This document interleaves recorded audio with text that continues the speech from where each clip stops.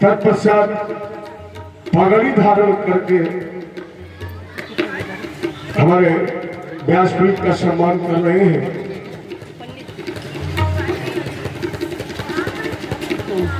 उसका हो गया।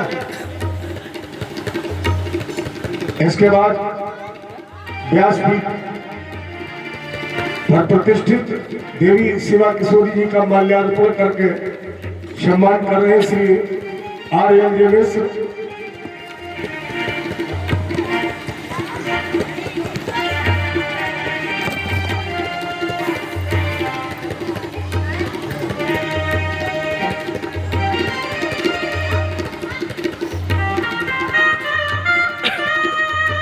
जब आप लोग शपथनीक है तो अकेले क्यों पहुंच जाते हो? शपथनीक होना चाहिए।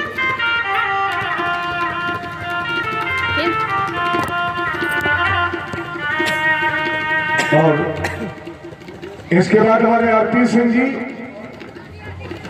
व्यासपीठ पर प्रतिष्ठित देवी शिवा किशोरी जी का सम्मान माल्यार्पण करके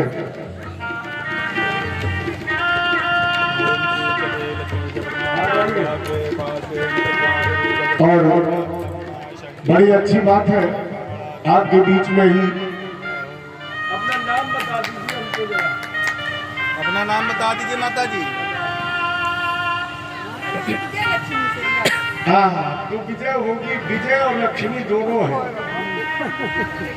हमारी बहुत परम स्नेही, बहुत सानिध्य, सन्निकट और इस कार्यक्रम में तन मन धन का सहयोग करने वाली हमारी श्रोता विजय लक्ष्मी जी सेगर ये व्यासपीठ पर प्रतिष्ठित देवी शिवा किशोरी जी का माल्यार्पण करके सम्मान कर रही है। इसके बाद हम चाहेंगे दीक्षित मेडिकल स्टोर के माता जी भी व्यासपीठ पर पहुंचे और देवी शिवा किशोरी जी का माल्यार्पण करके सम्मान करें।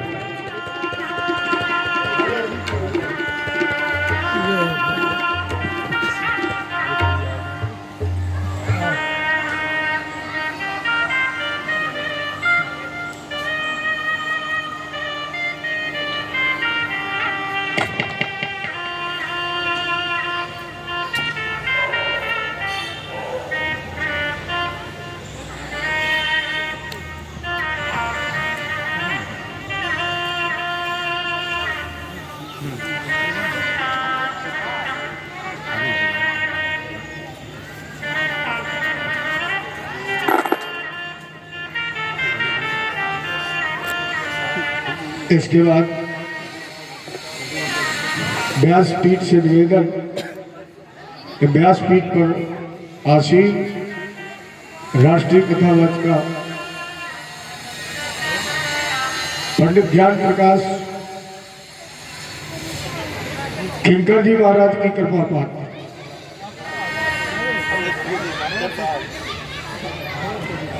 इनकी मधुर वाणी से आपके अथक परिश्रम से कमाए गए धन जिसका कुछ हिस्सा गोविंद के श्री चरणों में लगा और उस धन को ग्रहण करके भगवान ने प्रसाद के रूप में हमें आपको दी अपनी भाग्यमयी प्रतिमूर्ति भागवत भगवान का दर्शन पान श्रवण करने का गौरव जिसका साप्ताहिक दिवस का आज विश्राम दिवस। और मैंने कल आपसे निवेदन किया था कि जिन्होंने इस साप्ताहिक अनुष्ठान में 6 दिन कथा न सुन पाए हो किसी कारणवश,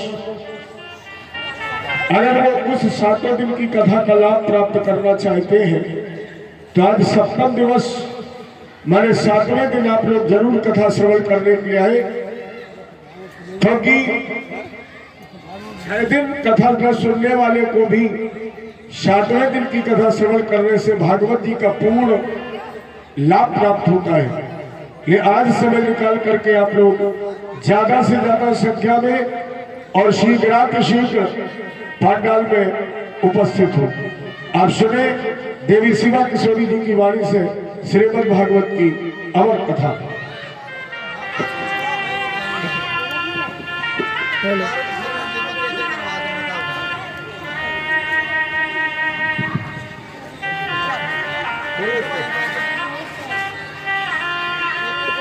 हेलो हेलो हेलो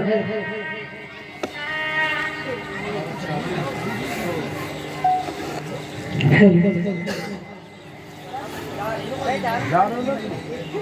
बोतल इसमें नहीं है।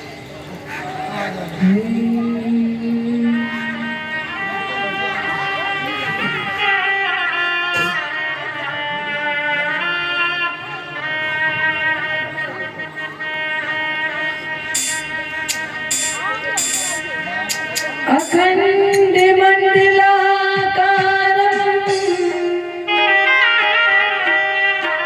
व्याप्तमेन चराचरम्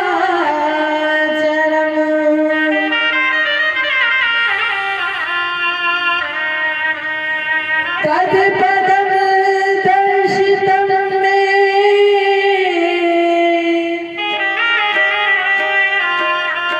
तस्मै श्री गुरुवे नमः।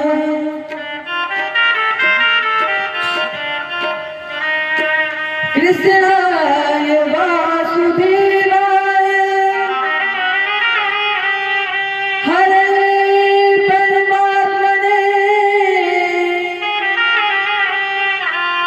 प्रणतक्लेशनाशाय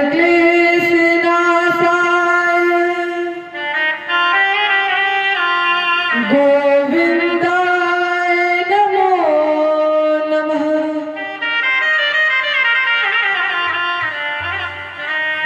व्रजे वसन्तं नवनीतचोरम्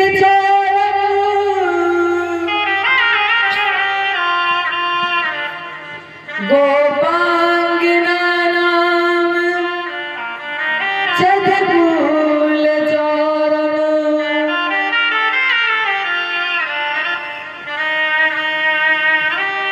अनेक जन्मार्जित पाप चोरम्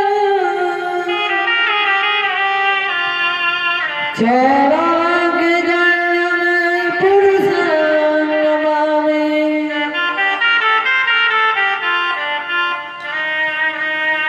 नारायणं नमस्कृत्य नरं चैव नरोत्तमम् देवीं सरस्वतीं व्यासं ततो जयमुदीरये।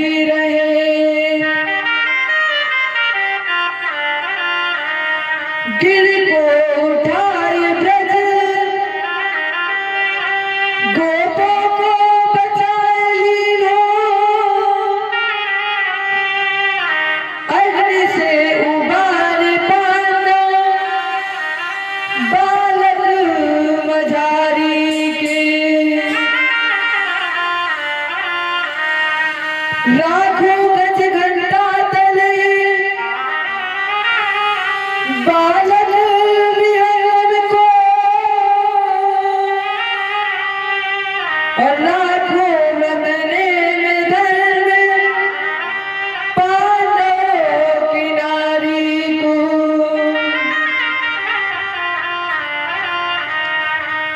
गज की अरज सुन ग्राह से छुड़ायो शीघ्र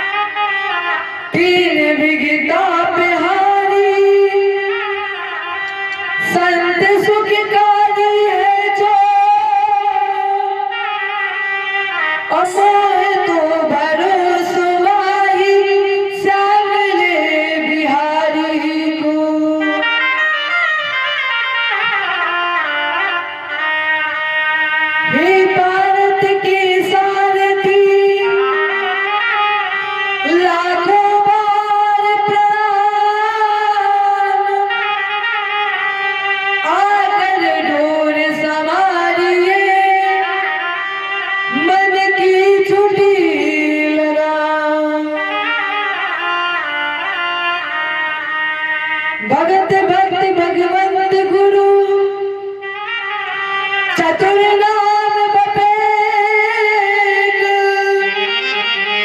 और तिनके पग बंधन किए नासक वीर अनेक।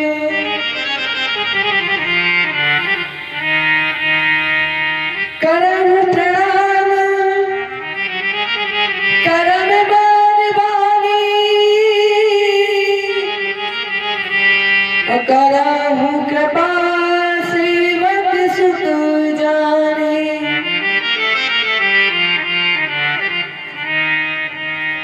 अतुलित बलदानव स्वर्णशैलावदेहम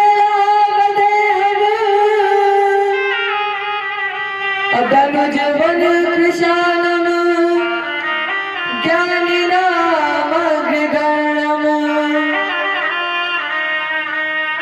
सकल गुण निदानम वाणिनारायणधीशम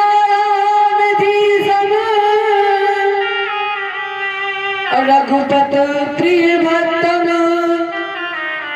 वात जातम नमामि।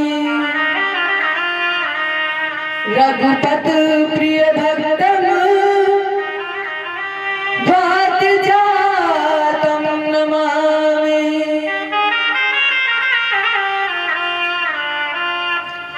जय बोले गुरुदेव भगवान की, जय रामचंद्र की, उमापति महादेव की, आदि संत दुर्गे मैया की, भागवत भगवान की, बजरंग बली की। जय जय श्री राधे, जय जय श्री जय जय श्री राधे।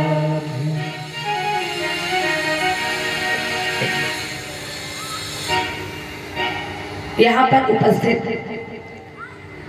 समस्त श्रद्धालु भक्तजन एवं करुणामयी माताएं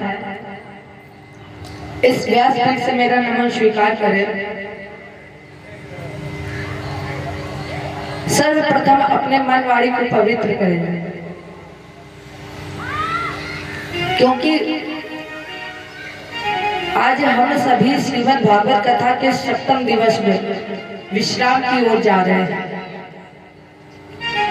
तो अपने बिहारी जी, अपने गुरु गोविंद, अपने ठाकुर जी से कहें, हे बिहारी, हर घड़ी याद तेरी आए, सोतन बन के मैं फिरूं तेरे नाम की जोगन बन के।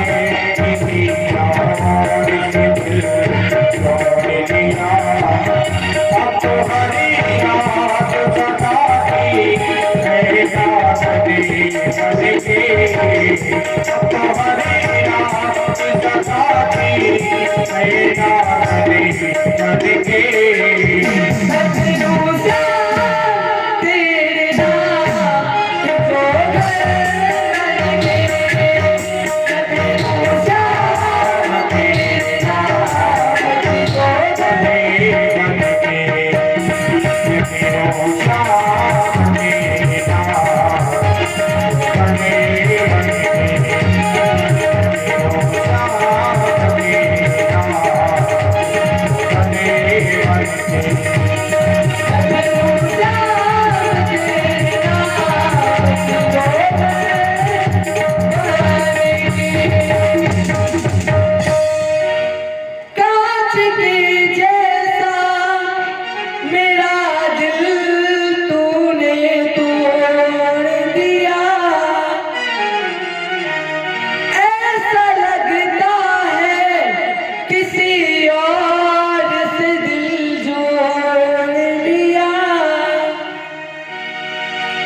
हे बिहारी, कल आप सभी ने बड़ी सुंदर चर्चा सुनी थी कि हमारे बीच में रुक्मणी और कृष्ण जी का विवाह हुआ था। भगवान ने रुक्मणी जी का हाथ पकड़ा और हरण करके रथ पर बैठा कर ऐसे चल पड़े हैं जैसे भेड़ की झुंड में सिंह घुस जाए और उसे कोई फर्क ना पड़े। इसी तरह हमारे प्यारे प्रभु भी चल पड़े निर्विघ्न, बिना किसी से डरे। रुक्मणी जी का हरण कर लिया। अब सखियां इधर भागी, दरबार में पहुंची, कहा रुक्मी अनर्थ हो गया है। रुक्मी ने पूछा क्या हुआ? सखियां बोली कि वो जो द्वारकाधीश कृष्ण है ना, उसने रुक्मणी का हरण कर लिया है। जैसे ही ये बात रुक्मी को पता चली तो रुक्मी ने प्रतिज्ञा कर ली हाथ उठाकर कि जब तक हम युद्ध में द्वारकाधीश को पराजित नहीं कर देंगे तब तक लौट करके कुंदनपुर में किसी को मुंह नहीं दिखाएंगे। ये प्रतिज्ञा कर ली। इधर शिशुपाल को जाकर के बताया जब, अब राजा की बारात में वैसे भी सभी राजा ही होते हैं, शिशुपाल को बताया तो शिशुपाल दंडवत जरासंध सबने रुक्मी के सेना पतित्व में भगवान पर आक्रमण कर दिया। ऐसे घेर लिया भगवान को जैसे चंद्रमा को बादल घेर लेता है, इस तरह घेर लिया। भगवान ने एक एक को पराजित किया। एक एक को पराजित करने के बाद रस्सी निकाली और रुक्मी को रथ के पीछे बांध लिया। भगवान ने सोचा कि ये दुश्मनी है तो आज है और ये कभी हार तो पाएगा नहीं और हराएगा भी नहीं, और इसने प्रतिज्ञा ली है कि जब तक हम हरा नहीं देंगे तब तक वापस लौट करके घर नहीं जाएंगे। और अगर ये घर लौट कर नहीं गया तो इसके पास केवल एक ही उपाय, एक ही चारा बचेगा, वो है आत्महत्या।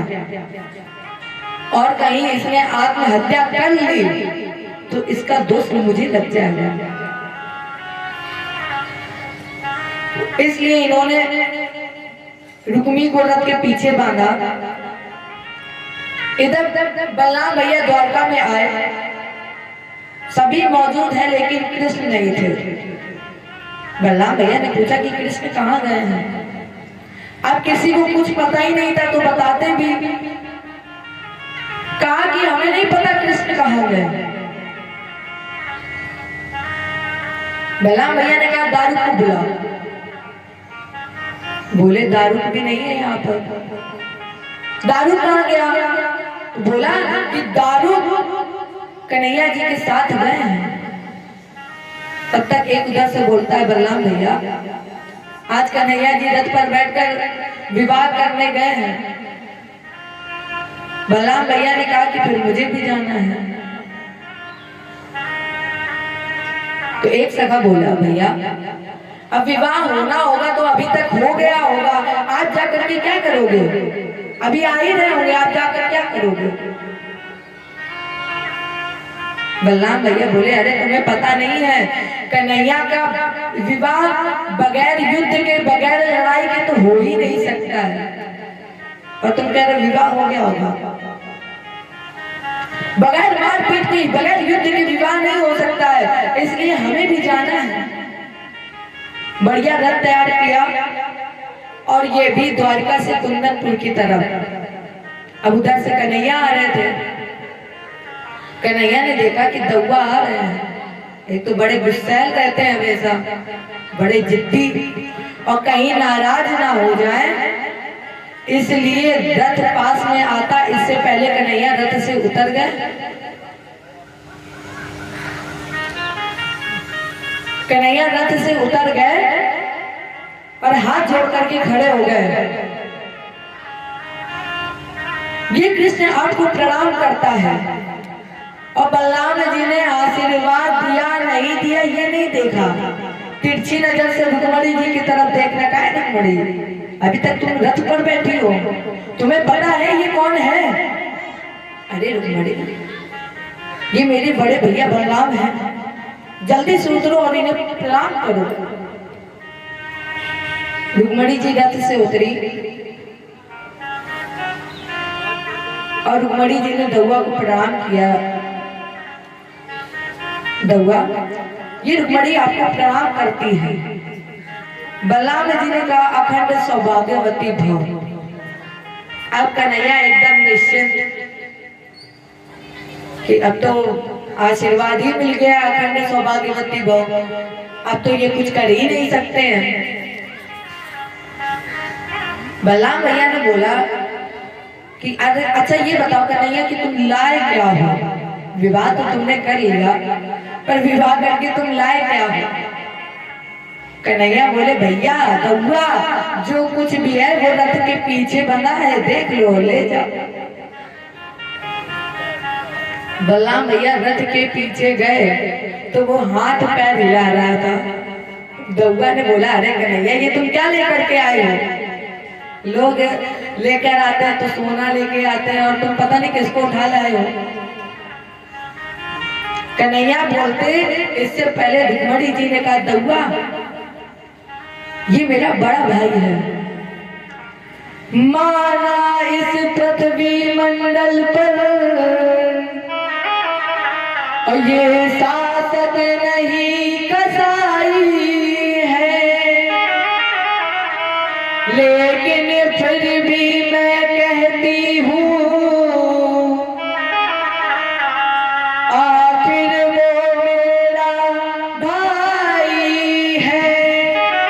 दौआ, मैं जानती हूँ कि ये बड़ा क्रूर है, कसाई है, अधर्मी है, अधम है, निराधम है, लेकिन दौआ ये जैसा भी हो है तो मेरा भाई है, इसलिए मैं ये चाहती हूँ कि इन्हें बंधन मुक्त कर दिया जाए। बलराम जी ने कहा छोड़ दो इसे। आदेश बस भगवान ने इसे बंधन मुक्त कर दिया और ये प्रतिज्ञा करके आया था, इसलिए इसने वहीं पर नगर बसाया और वहीं वहां का राजा बन गया। लेकिन अब शिशुपाल जन्मासन में बैठा रो रहा था। इसने सोचा कि अब हम लौट कर कैसे जाएंगे, लोग क्या कहेंगे कि दमघोष पुत्र चेत सम्राट शिशुपाल विवाह करने गया था और एक गौवे चराने वाले ने उसकी पत्नी का हरण कर लिया, बड़ी बदनामी होगी, लौट कर जाएंगे। मित्र ने बोला कि भैया किसी को पता नहीं लगेगा कि शादी आपकी हुई है या नहीं हुई, हम आपको एक उपाय बता रहे हैं। शिशुपाल ने कहा कि क्या करें? बोले जहां पत्नी बैठकर जाती है वहां पर तुम बैठकर चले जाना। वो जैसे मैया रोती है, बालिका रोती है विवाह के समय, वैसे तुम भी रो लेना। कौन सा अंदर पता चलेगा पालकी के अंदर लड़की है कि लड़का है। शिशुपाल तैयार हुआ, बिल्कुल बैठाला गया उसको पालकी में। और इतना ही नहीं शिशुपाल, एक काम और करना कि तुम राजा हो और इतना ही डर लग रहा है तो अपनी पालकी राज्य के अंदर, महल के अंदर उतरवा देना। तुम तो राजा हो, तुम्हें कोई टोकेगा भी नहीं। अब शिशुपाल पालकी के अंदर बैठे, ये रो रहा है जैसे महिलाएं रोती हैं। अब कहार लेकर के चले। कहार जब चलते चलते थक गए तो उन्होंने पालकी को वहीं रख दिया रास्ते पर ही। तो कहार सोचे कि चलो थोड़ा पानी पी लेते हैं, थक गए हैं। अब कहार तो पानी पीने चले गए, लेकिन शिशुपाल पालकी में बैठे बैठे रो रहे थे। वहीं पे दो महिलाएं थी। महिलाओं ने देखा, कहा पता नहीं कैसे कहार है, अभी नई नई शादी हुई है और बीच में ही छोड़ करके चले गए, बताओ कैसे है ये लोग। तो दोनों माताओं ने बढ़िया ग्लास में शरबत बनाया और गई। कहा अरे देवी, ये तो प्रकृति का नियम है, हर एक लड़की को किसी न किसी दिन दूसरी के यहाँ जाना ही होता है। इसमें रोने की कोई जरूरत नहीं है। अब उन्हें क्या पता कि कौन बैठा है पालकी के अंदर। अच्छा देवी तुम ऐसा काम करो, मैं ये शरबत बना करके लाई हूँ, इस शरबत को तुम पी लो। और जैसे ही उन महिलाओं ने शरबत दिया और देखा कि वहां पे महिला नहीं नर थे, वो भी शिशुपाल, तो दोनों बेहोश हो गए।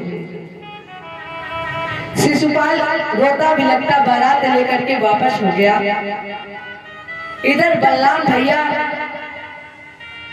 भगवान कृष्ण के साथ रुक्मणी जी का विवाह कराए द्वारका पधारे। यहीं से भगवान कृष्ण का एक नाम पड़ गया रुक्मणी कृष्ण। जय बोले रुक्मणी कृष्ण की। तो इनका ये प्रथम विवाह हुआ। कामस्तु वासुदेवांशु दगधार प्राग रुद्र मनन्ना। समय आने पर इनके यहाँ कामदेव पुत्र रूप में जन्मे।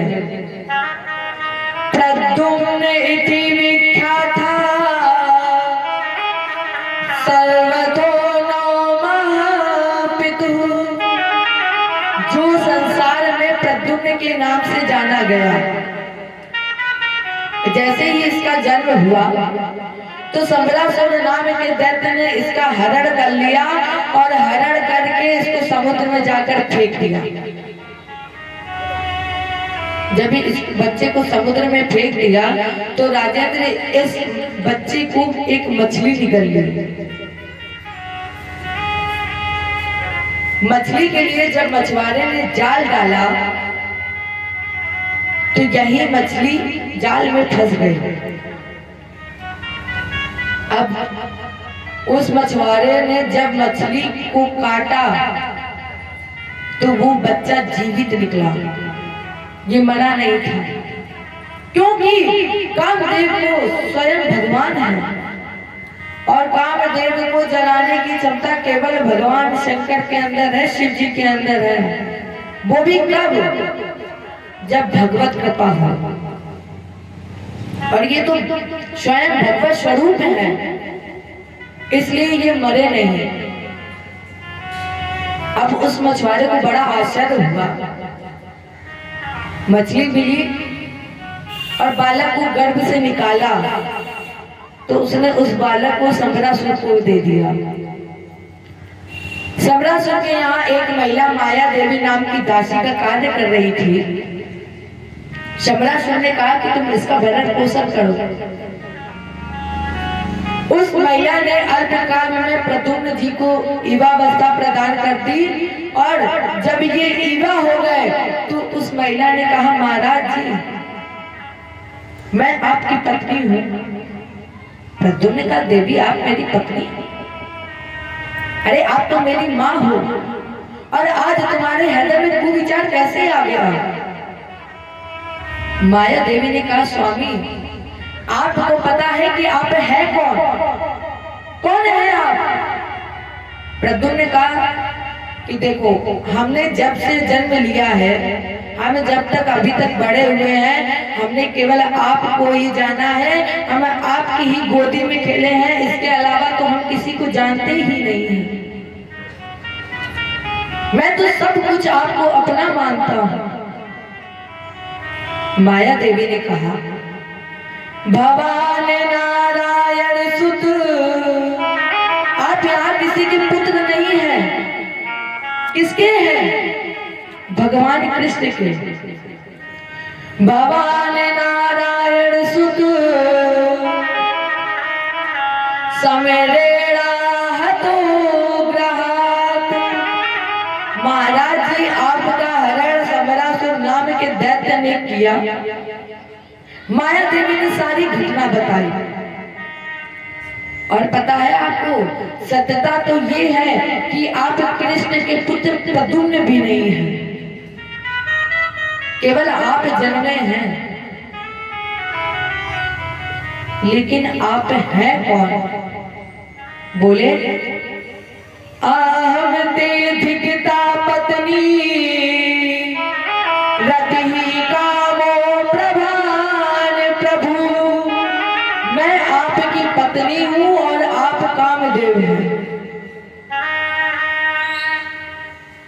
भसिवती शरणयन उगारा अचितवत काम भयउ जरी छड़ा।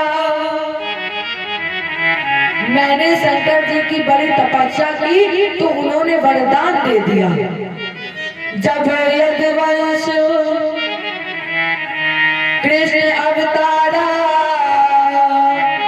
हुई रे हरण महामयी भारा।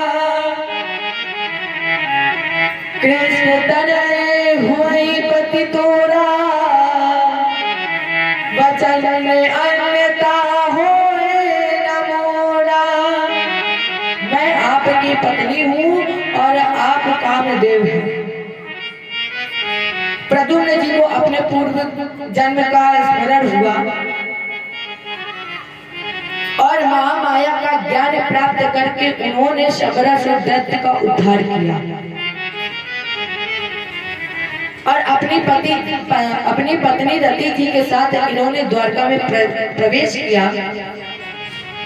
राजेंद्र ये प्रथम विवाह भगवान का प्रथम पुत्र और उसका संस्कार विवाह ये पावन प्रसंग आपने सुना। इसके बाद भगवान को एक दोष लग गया। किसका? बोले चोरी का। अब राजेंद्र जरा सोचिए कि जब इस संसार ने भगवान को नहीं छोड़ा, भगवान के ऊपर दोष लगा दिया चोरी का, तो हम तो आप एक इंसान तुच्छ प्राणी हैं। इस संसार ने भगवान को नहीं छोड़ा तो हमें आपको क्या छोड़ेगा। राजा परीक्षित ने कहा गुरु जी बस एक सेकंड यहीं रुक जाइए। क्यों? एक बात बताइए कि भगवान को चोरी का दोष लगाया किसने? बोले सत्राजित ने।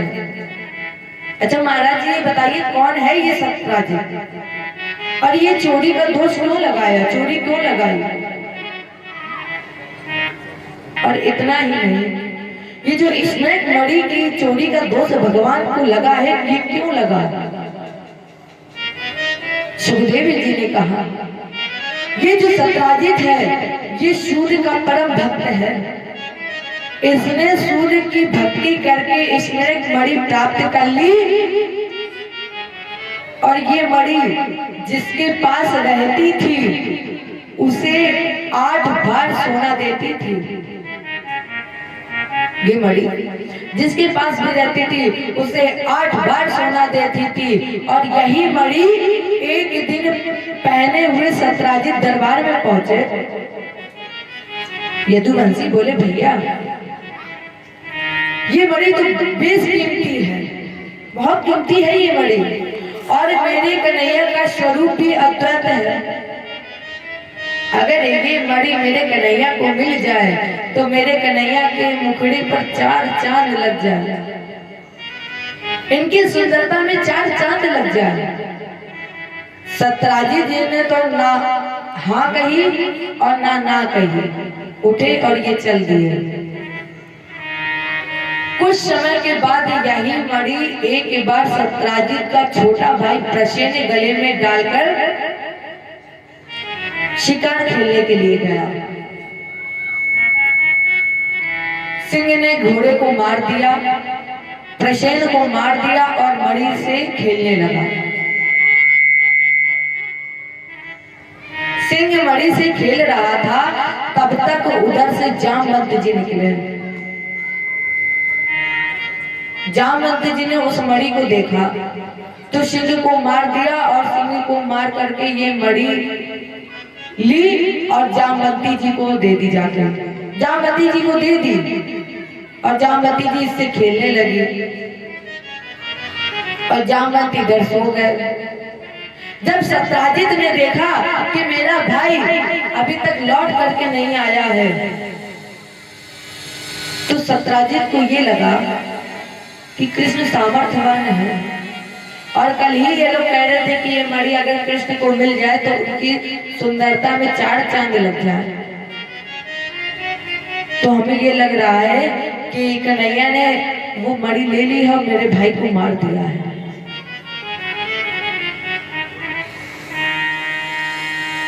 तो जैसे ही ये दोष कन्हैया के ऊपर लगा, 24 घंटे ये नहीं हुए कि ये बात पूरे नगर में फैल गई। कन्हैया ने सोचा कि मैंने तो कुछ किया ही नहीं है, अरे मैं तो प्रसेन को जानता ही नहीं, कभी देखा ही नहीं, और मेरे ऊपर ये अनर्गल दोष लग रहा है। इसलिए इन्होंने अक्रूर जी के कंधे पर द्वारका का राजभार रख दिया और मणि को खोजने के लिए निकले। भगवान मणि को खोजते खोजते उसी गुफा के अंदर पहुंचे जहां जामवती जी उस मणि से खेल रही थी और उधर जामवती जी सो रहे थे। भगवान गए और जामवती जी से मणि छीन ली और वही जामवती जी रोने लगी। रोने की आवाज जब जामवंत जी की कान में पड़ी तो जामवंत जी उठे और जामवंत भगवान से युद्ध करने लगे। जब युद्ध करते करते जामवंत जी को लगा कि अब बस हार रहे हैं, तब उन्हें ज्ञात हुआ।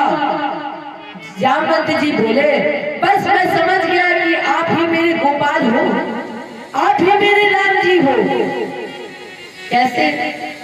राम जी जब रावण को मार करके आए तो उन्होंने अपनी पूरी सेना से कहा था कि मैं आपको कुछ देना चाहता हूं, मांग लो। सभी ने सब कुछ मांगा, लेकिन जामवंत जी ऐसे थे जो चुपचाप बैठे थे, कुछ नहीं बोल रहे थे। राम जी गए जामवंत जी के पास, बोले आप कुछ मांग लो, आप शांत क्यों बैठे हो?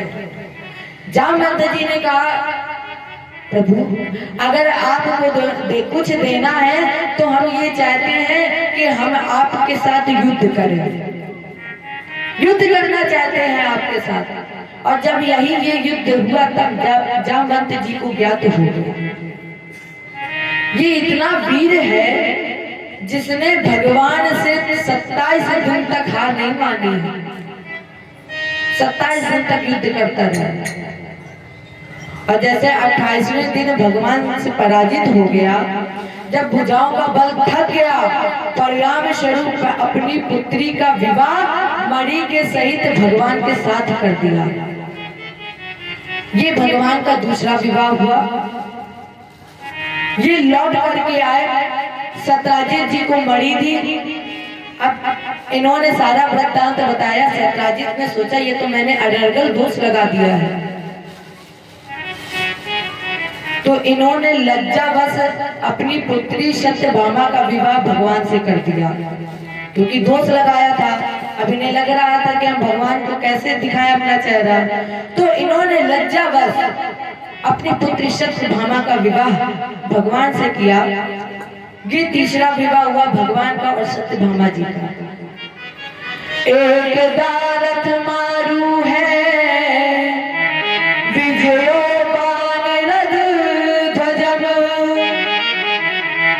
गांडीव में धनुरागाए तुड़े छाक सही साय को। भगवान कृष्ण अर्जुन जी के साथ रथ पर बैठे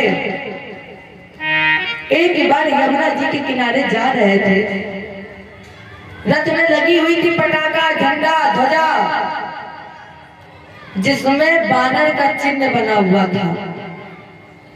बानर का चिन्ह अंकित था। अर्जुन ने देखा कि एक युवा लड़की बैठी है, तपस्या कर रही थी। अर्जुन ने पूछा, देवी आप कौन हैं और आपकी तपस्या का उद्देश्य क्या है? तो उस देवी ने कहा, अहम देवश सवितुर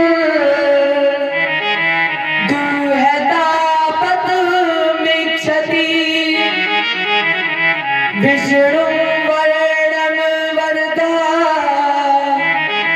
तपः परम मास्तितः।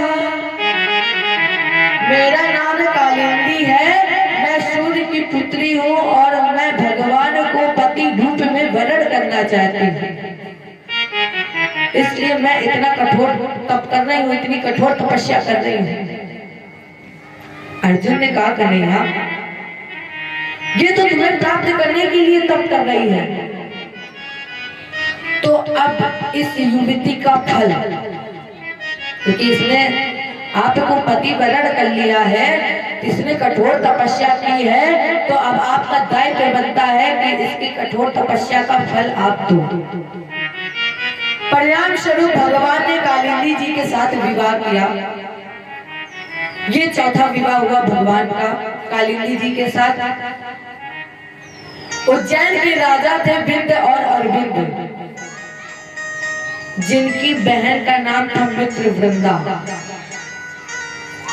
ये भगवान को पति बना चुकी थी, इसलिए स्वयं ये पहुंचकर भगवान ने मित्रवृंदा का हरण किया और इनके साथ विवाह किया। ये पांचवा विवाह मित्रवृंदा से हुआ।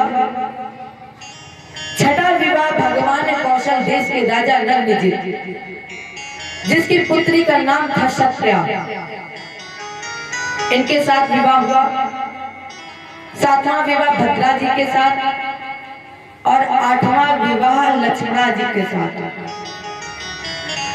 ये कुल विवाह भगवान के हुए, 8 विवाह भगवान के हुए। इसके बाद भगवान ने भूमि पुत्र शिव के तेज से पृथ्वी के गर्भ से एक पुत्र पैदा हुआ था, जिसका नाम था नरकासुर।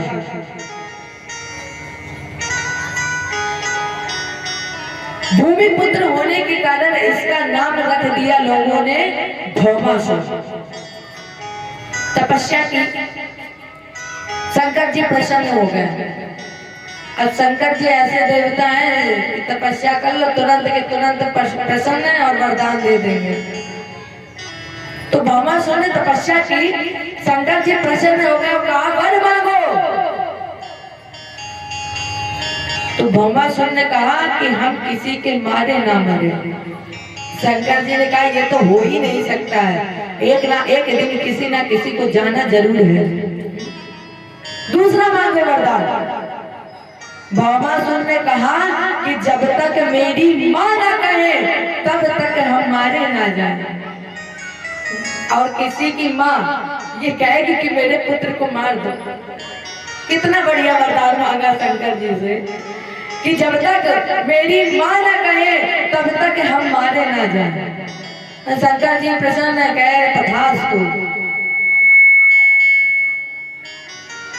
भौमासुर ने अपने बल का दुरुपयोग करने लगा। ये दुरुपयोग किया, इसने भूमंडल को जीतकर 16,100 कन्याओं को बंदी बना लिया।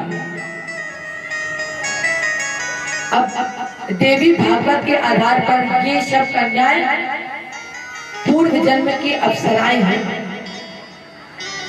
इन 16,100 कन्याओं ने भगवान को सूचना भेजी, हे प्रभु मेरा उद्धार करो, क्योंकि अब आपके अलावा मेरा कोई नहीं है।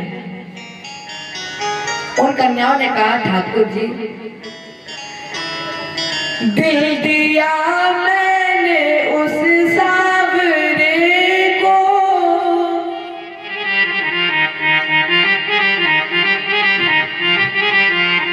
दिल दिया मैंने उस सावरे को, अब किसी की जरूरत नहीं है। दिल दिया मैंने उस सावरे को, अब किसी की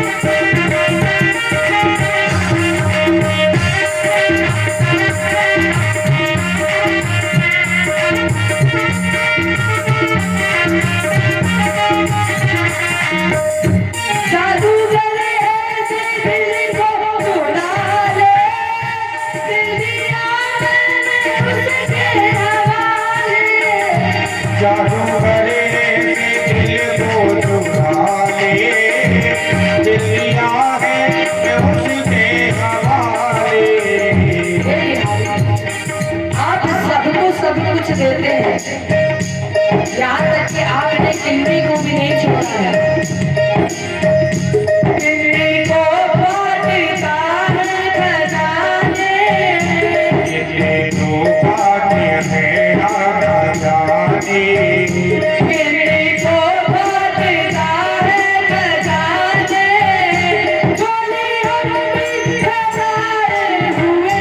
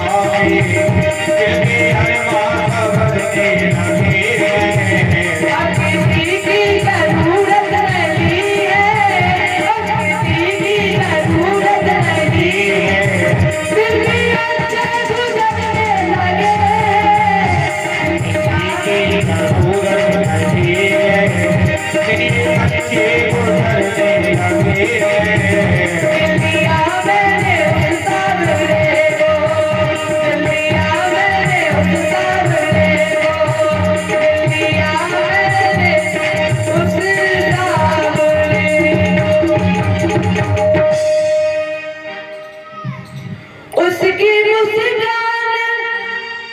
है सी जाल में। आपकी मुस्कान हमने देखी तो नहीं है, लेकिन दुनिया वालों से सुना है कि आपको जो एक बार देख ले वो हमेशा मुस्कुराता ही रहता है। एक बार आपकी नजरों से नजरें मिल जाती हैं तो फिर अच्छा, आप लोग वृंदावन गए होंगे। वृंदावन में बिहारी जी के दर्शन भी किए होंगे। जब आप लौट करके घर आते हैं तो आपको ये लगता है कि काश जल्दी बिहारी जी फिर वृंदावन बुला ले, फिर हम बिहारी जी के दर्शन करें। फिर मन नहीं लगता है घर में। तो जब इन 16,100 कन्याओं को बंदी बना लिया तब कहा कन्हैया मेरा उद्धार करो, क्योंकि जानते थे कि इनके अलावा और कोई इस दुनिया में नहीं है जो मेरा उद्धार कर पाएगा। और भगवान को ये पता था कि जब तक उनकी मैया सत्यभामा जी नहीं कहेंगी कि मार दो मेरे पुत्र को, तब तक कुछ हो नहीं सकता है। तो भगवान ने सत्यभामा को तैयार किया और सत्यभामा से कहा चलो, कहाँ पे युद्ध होना है अभी। तो भगवान ने सत्यभामा को गरुड़ की पीठ पर बैठाला और बजा दी पंचदंड शंख। भौमासुर युद्ध करने आया। कृष्ण का एक अस्त्र निष्फल हो रहा है और सत्यभामा खड़ी खड़ी केवल देख रही थी, कुछ नहीं बोल रही थी। इसके मुंह से निकल ही नहीं रहा था कि मार दो इस दुष्ट को, क्योंकि वो पुत्र था और कोई माँ अपने पुत्र से नहीं कहेगी पुत्र के लिए कि मार दो मेरे पुत्र को। जब सत्यभामा कुछ नहीं बोल रही थी तो हमारे कन्हैया ने क्या किया, एक घुटना और एक हाथ पृथ्वी पर टिका दिया। सत्यभामा को ऐसा लग रहा था कि आज मेरे पति की पराजय हो जाएगी। और जब सत्यभामा को ये लगा कि कहीं मेरे पति पराजय ना हो जाए, हार ना हो जाए मेरे पति की, सत्यभामा के मुंह से निकल गया, अरे मार दो इस दुष्ट को। कन्हैया मार दो इस शैतान को, दुष्ट को। अब कन्हैया तो ये चाहते थे कि सत्यभामा बोल दे मार दो इसे। शिव का वरदान पूरा हो गया और भगवान ने वहीं पर भौमासुर का उद्धार कर दिया। सीधे कारागृह में पहुंचे, सारी कन्याओं को बंधन मुक्त किया, सब अपने अपने घर लौट गए। कन्हैया ने कहा कि सब अपने अपने घर चले जाओ, तो बंधन मुक्त भी कर दिया है। तो इन कन्याओं ने कहा कि अभी तक इतने दिन तक मैं एक अधर्मी पापी अन्याय के सानिध्य में रही हूं, इनके कारागृह में रही हूं, और मैं अगर गई तो लोग मुझ पर दोष लगा ही देंगे। और इतना ही नहीं कन्हैया, मेरे माता पिता भी मुझे घर में नहीं आने देंगे, मुझे स्वीकार नहीं करेंगे, लेकिन आप तो करुणा निधान है ना, आप तो पतित पावन है, आप तो सब कुछ कर सकते हैं।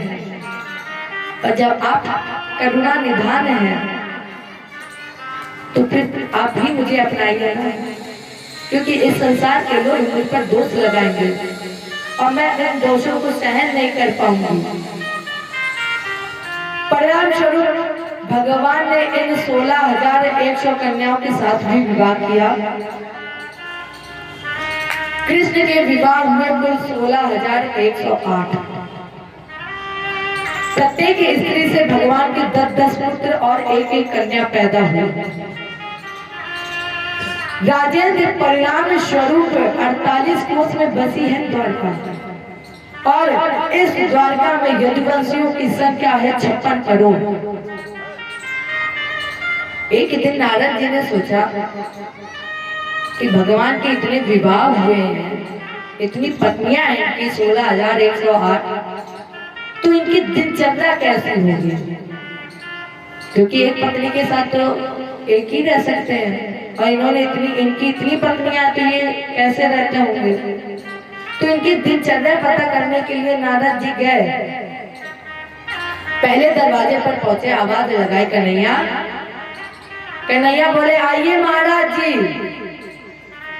सुबह सुबह संत के दर्शन, ये तो अच्छी बात है कि सुबह सुबह संत के दर्शन हो जाए, पर आज अचानक कोई विशेष कार्य। नारद जी ने कहा बस एक जरूरी काम याद आ गया है, अभी वो हम काम निपटा कर आ रहे, बस अभी आते हैं। नारद जी तो कन्हैया की दिनचर्या पता करने के लिए गए थे। इधर दूसरे दरवाजे पर नारद जी गए। कन्हैया दरवाजा खोले खड़े, आइए बाबा।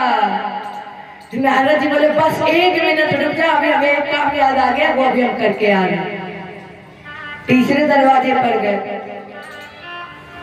कन्हैया जी कहीं कपड़े बदल रहे हैं, कहीं बाल, मतलब हर एक दरवाजे पर कन्हैया जी हैं। अब नारद जी ने सोचा कि हो सकता है कि कोई गुप्त दरवाजा हो जो हमें ना पता चल रहा हो कि अंदर ये जा रहे हो। तो इन्होंने बीच के दरवाजे छोड़ दिए और पहुंचे सीधे 52 दरवाजे पर। और जैसे ही 52 दरवाजे पर नारद जी पहुंचे, कन्हैया दरवाजा खोले, अपने बाल सुखा रहे थे। आइए बाबा।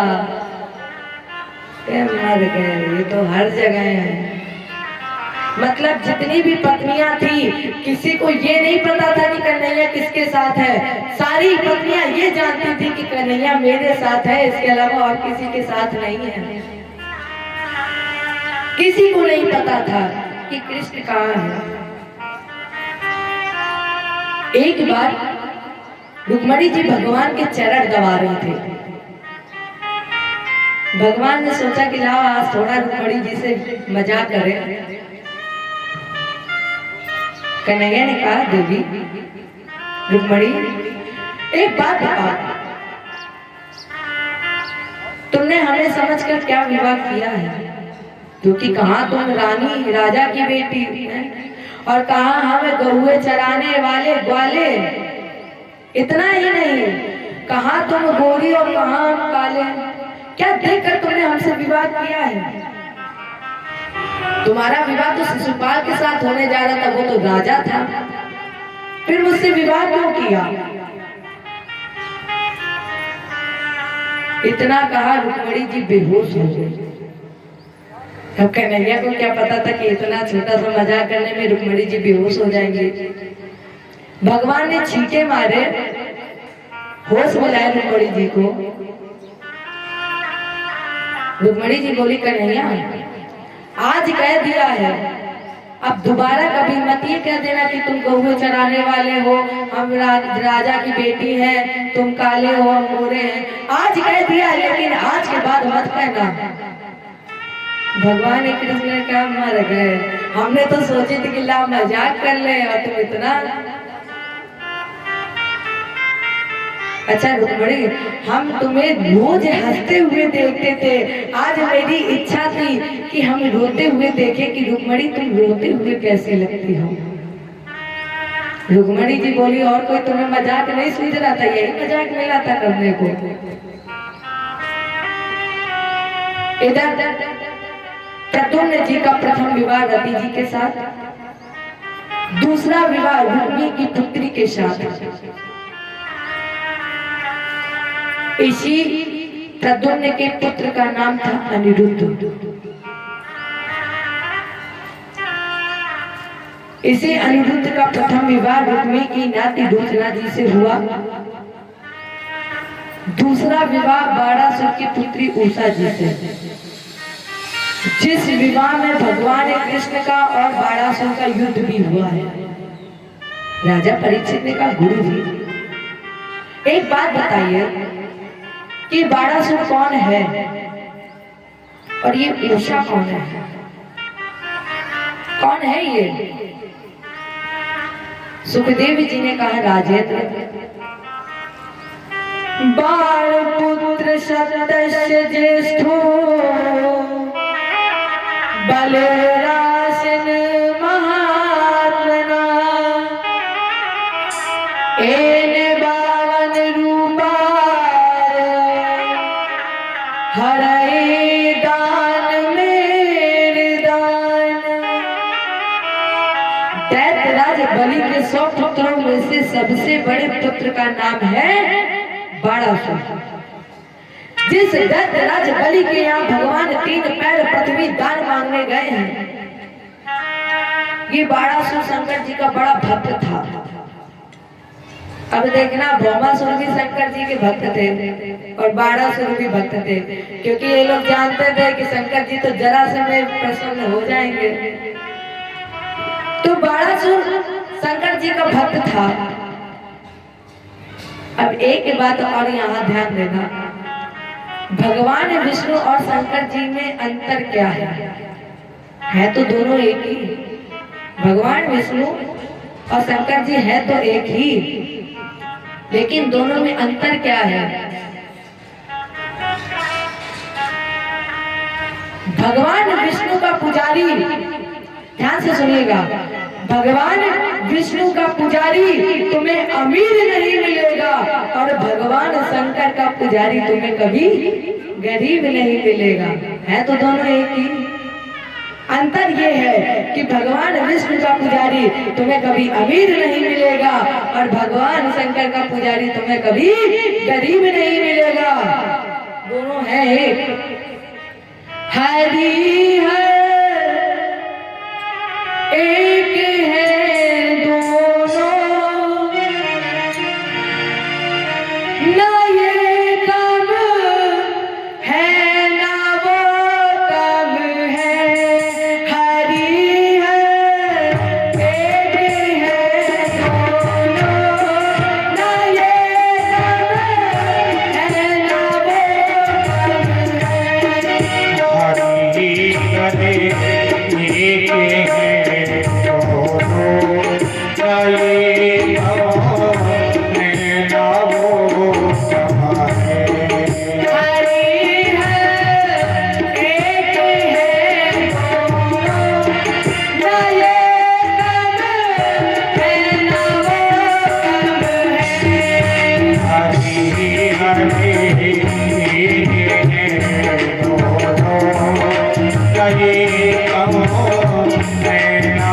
कम है।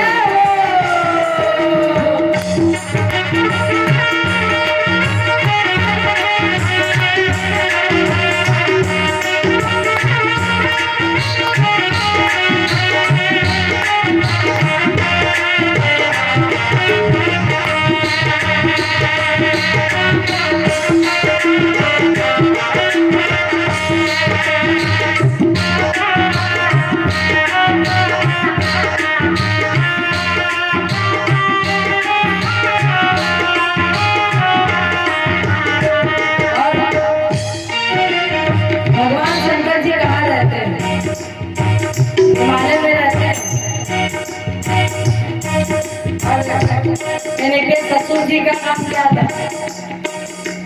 इतना ही नहीं, भगवान शंकर जी कहाँ रहते हैं? क्षीर सागर में।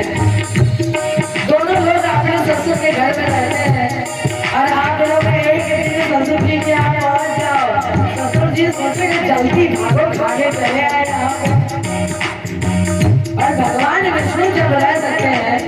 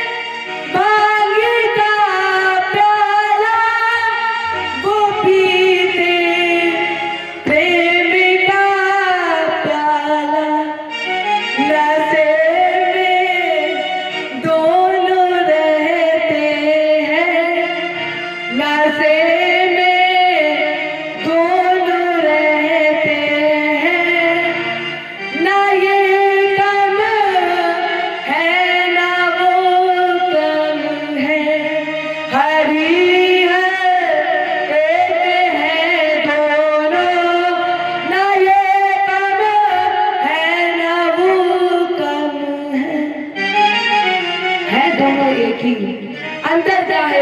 भगवान विष्णु का पुजारी तुम्हें कभी अमीर नहीं मिलेगा और भगवान शंकर का पुजारी तुम्हें कभी गरीब नहीं मिलेगा। बाणासुर शिव का भक्त है। शंकर जी प्रसन्न हो गए, प्रकट हुए, कहा बाणासुर वर मांगो। बाणासुर ने कहा कि मुझे दीजिए 1000 हाथ। शंकर जी ने कहा 1000 हाथ, इतने हाथों का करोगे क्या? बाणासुर बोला कि हमारे पास ये हाथ रहेंगे तो अगर कोई हम पर चढ़ाई कर देगा, किसी ने युद्ध कर दिया तो 2 हाथ रहेंगे तो हम हार जाएंगे, इतने हाथ रहेंगे आगे पीछे कहीं से भी आक्रमण करते हम मार देंगे उसे। शंकर जी बोले तथास्तु, और कुछ? बाणासुर ने कहा बस आप हमारे नगर के रक्षक बन जाओ। शंकर जी बोले तथास्तु, जाओ। और जब बाणासुर गया और बाणासुर को जब कोई लड़ने के लिए नहीं मिला तो इसे अभिमान आ गया। सो सुबह सुबह भोलेनाथ जी के पास पहुंचा। गुरु जी प्रणाम। शंकर जी बोले प्रसन्न रहो, इतनी सुबह सुबह क्यों आए हो? क्या हो गया है? कोई खास बात? बाणासुर ने कहा भोले बाबा आपने ये जो वरदान दिया है ये वरदान वापस ले लो। शंकर जी ने कहा क्यों? कह रहा कोई लड़ने वाला ही नहीं है, जब तो हम इतने हाथों का करेंगे क्या? हमने तो इतने हाथ तब लिए थे जब कोई हमसे युद्ध करे, लड़ाई करे, और जब कोई लड़ने वाला ही नहीं है तो वरदान वापस ले लो, नहीं चाहिए हमें वरदान। इतना अभिमान आ गया इसे कि बाणासुर शंकर जी से ही कह बैठा, अरे जब कोई नहीं मिल रहा है तो हम ही आप तो हाथ मार लें एक दूसरे से। इतना अभिमान आ गया इसे। शंकर जी बोले अब हम तुमसे क्या लड़ेंगे? शंकर जी ने कहा अब हम क्या लड़े तुमसे? अच्छा एक काम करो, तुम ये पताका लो और छत पर जाकर इसे लगा देना। जिस दिन ये पताका झुक जाए समझ लेना कि तेरा लड़ने वाला आ गया है। बाणासुर पताका को लेकर गया, छत पर लगा दी। बाणासुर इतना अभिमान में था कि रोज सुबह उठकर सबसे पहले छत पर जाता था और देखता था कि कहीं पताका झुकी तो नहीं है।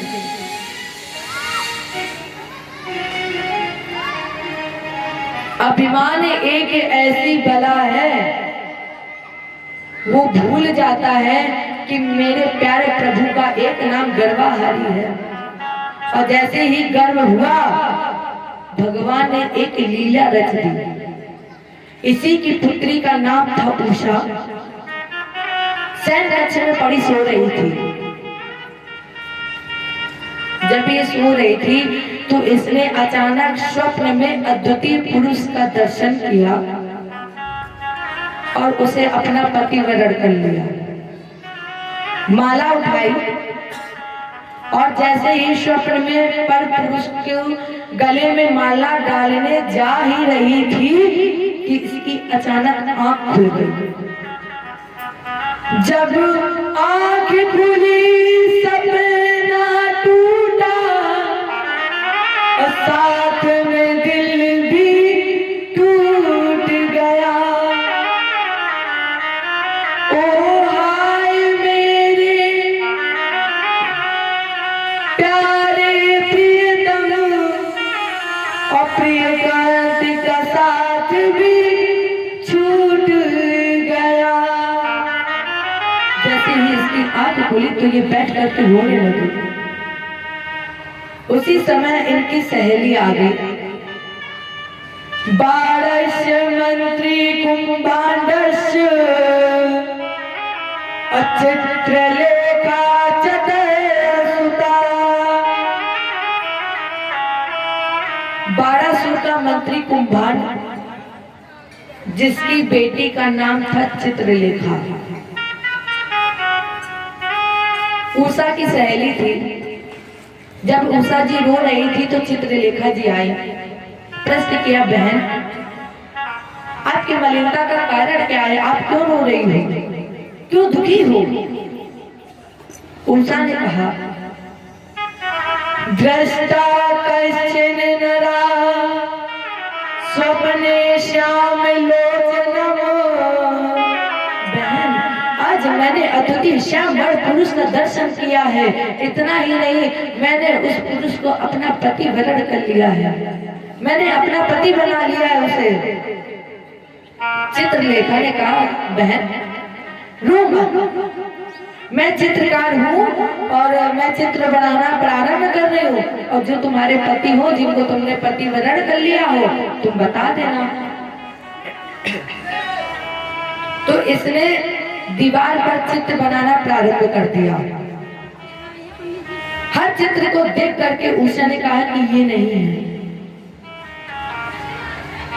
अब ये मृत्यु लोक में आई। इसने सबसे ज्यादा सुंदर द्वारकाधीश में चित्र बनाया।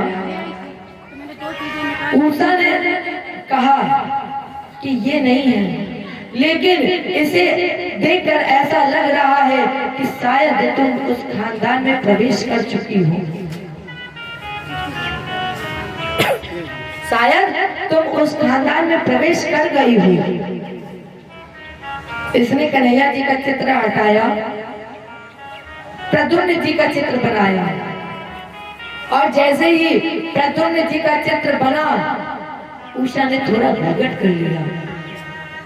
चित्रलेखा ने कहा, यही है। उषा ने कहा,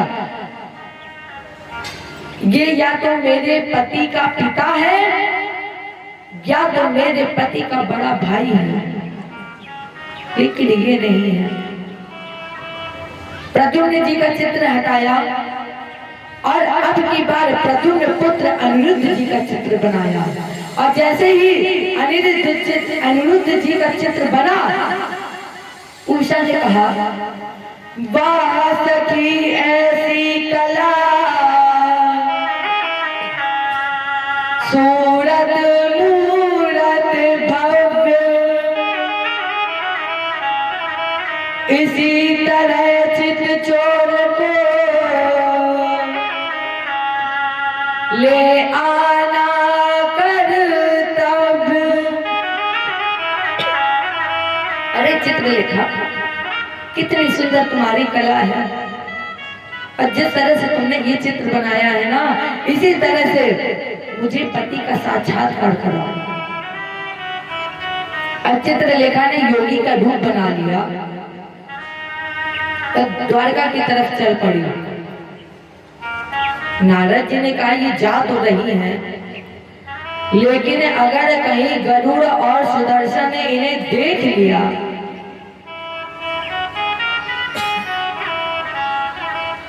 तो ये मार दी जाएगी, क्योंकि द्वारकाधीश की रक्षा एक तरफ गरुड़ करता है और दूसरी तरफ सुदर्शन।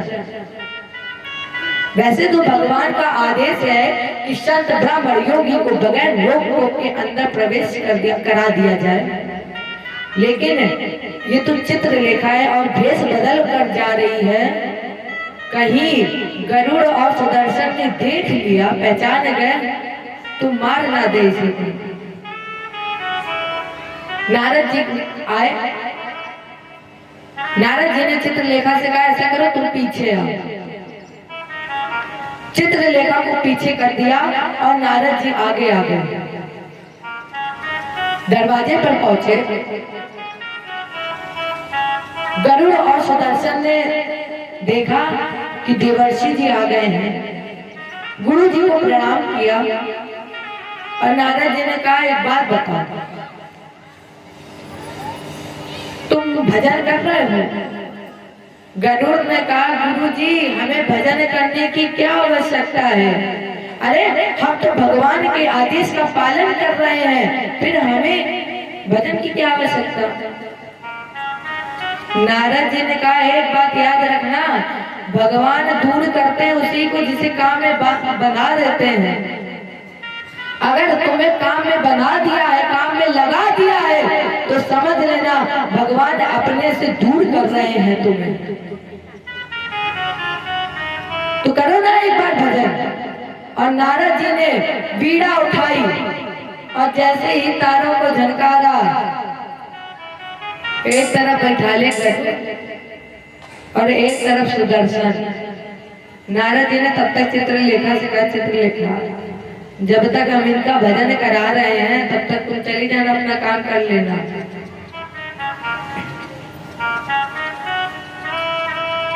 नारद जी ने बीड़ा उठाई, तारों को झनकारा और कहा नारद जी ने श्रीमन नारायण नारायण नारायण।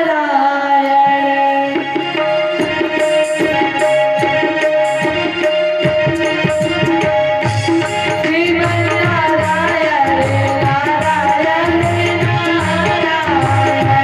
श्रीमन नारायण नारायण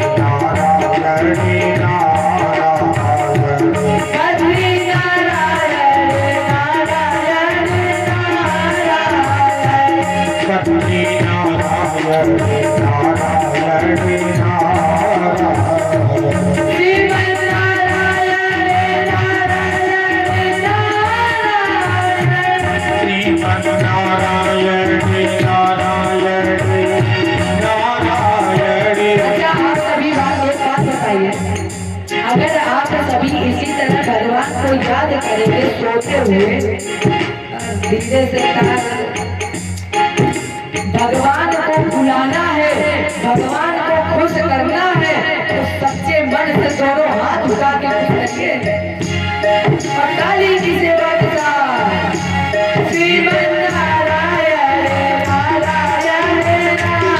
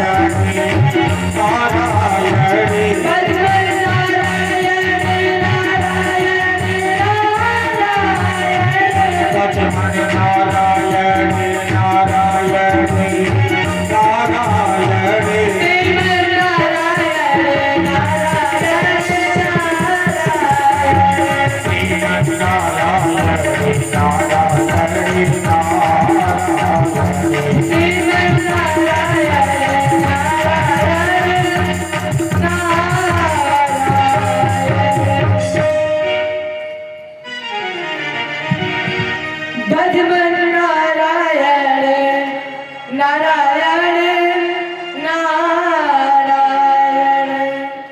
अब ये दोनों समाधि में चले गए, इन्हें होश ही नहीं रहा कि ये बैठे कहाँ हैं। नारद जी ने कहा चित्रलेखा से अब क्यों खड़ी हो, जाओ अंदर। खड़ी देख रही है, चित्रलेखा को प्रविष्ट करा दिया। नारद जी तब तक भजन करवाते रहे जब तक चित्रलेखा ने आकाश मार्ग से अनिरुद्ध को उड़ाकर उषा के सैन्य कक्ष तक नहीं पहुंचा दिया। तब तक नारद जी भजन कराते रहे। नारद जी ने कहा कि बेटा भजन हो गया, क्योंकि चित्रलेखा का काम हो गया था, और अगर तुम्हारा भजन हो गया तो जाओ फिर द्वार पर खड़े हो जाओ कि कहाँ बैठे हो यहाँ पे, जाओ सभी लोग अपना अपना काम करो। ये बात नारद जी के अलावा किसी को नहीं पता था। इधर एक दूसरे के कंधे पर हाथ रखे पासे खेल रहे थे दोनों। 12 सुर को चर्चा तब तक लगी जब तक उषा गर्भवती हुई। जब उषा गर्भवती हुई तब 12 सुर को ये चर्चा पता चली। क्यों? क्योंकि उषा जी को मैया पार्वती जी का श्राप लगा था। अब उषा जी को मैया पार्वती जी का श्राप क्यों लगा था? जिस समय भगवान शिव इनके दरवाजे पर रक्षक बने तो एक दिन शंकर जी ने नंदीश्वर से कहा, नंदी जाओ देवी पार्वती जी से कह देना कि सेवा में उपस्थित हो जाए। माता जी को आने में थोड़ी देर हो गई, तब तक उषा ने पार्वती जी का स्वरूप बना लिया और सेवा में प्रस्तुत होने ही जा रही थी। उसी समय देवी पार्वती जी आ गई और कहा, अरे मूर्ख, अभी तो तुम विवाह के योग्य भी नहीं हुई हो, तुम्हारे पिता ने तुम्हारे विवाह की अभी तक चर्चा भी नहीं की है, तो अब तुम्हारे मन में एक विचार, इसलिए हम तुम्हें श्राप देते हैं कि तुम्हें पति स्वप्न में ही मिल जाए और तब तक तुम्हारे पिता को पता ना चले जब तक तुम गर्भवती ना हो जाओ। ये श्राप लगा हुआ था उषा जी को, तो ये गर्भवती हुई। 12 सुर को पता लगा तो उसने अनिरुद्ध जी को वरुण फांस में बांध करके बंदी बना लिया। और जब बंदी बन गया, अभी किसी बात तो किसी को पता नहीं थी कि अनिरुद्ध ढूंढा जाता, खोजा जाता। नारद जी ने उठाई वीणा और पहुंचे कन्हैया जी के पास। महाराज जी, आपका परिवार बहुत लंबा है। कन्हैया बोले, हाँ ये बताओ कोई खास बात है, कुछ हो गया है क्या? बाबा बोले, अगर देखो 56 करोड़ की भीड़ में अगर कोई एक खो भी जाए तो कौन सा किसी को पता चलेगा कि कहाँ गए हैं? कन्हैया बोले, मतलब? नारद जी ने कहा, वो कहाँ है? कन्हैया बोले, कौन? अरे वही, अरे बताओ तो कौन है, कहाँ है? कन्हैया, अनिरुद्ध कहाँ है? आपको पता है 4 महीने हो गए हैं अनिरुद्ध जी को जेल में पड़े हुए। भगवान कृष्ण ने 5 जनसंख्या ध्वनि की और सेना लेकर चढ़ाई कर दी। इतनी सेना थी इनके पास कि रथ, हाथी, घोड़े, पैदल, और जब ये चलते तो इनके चलने से जो धूल हुई है ये धूल आकाश में छा गई है, और जब ये धूल आकाश में छा गई तो दिन में ही सूर्य का प्रकाश पृथ्वी पर आना बंद हो गया। अब इसने सोचा कि सेना तो इतनी है, लड़ेंगे कैसे? कैसे लड़ा जाए इनसे। तो भोले बाबा से कहा, भोले बाबा त्राहिमाम। बारासुर ने कहा, आशुतोष तुम औधर दानी,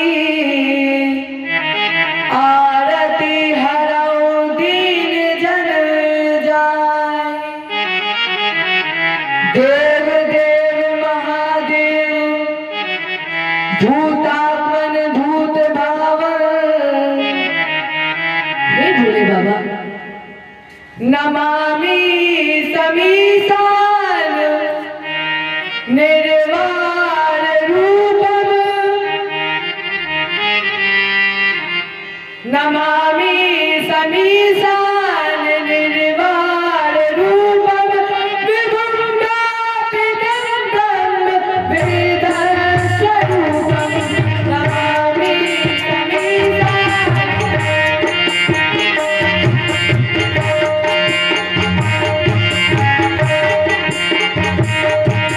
नमामि समीसान निर्वाण रूपम, विभुं व्यापिदं वेदं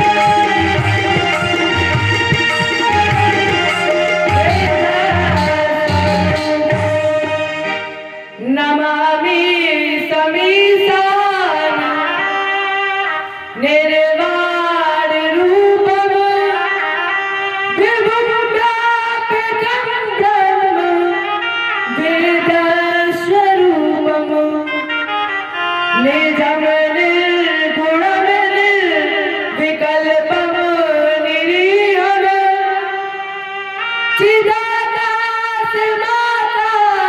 चिदाकाशमाकाशवासं भजेऽहं नमामि समीशान निर्वाण रूपम विभुं व्यापृतिं ब्रह्म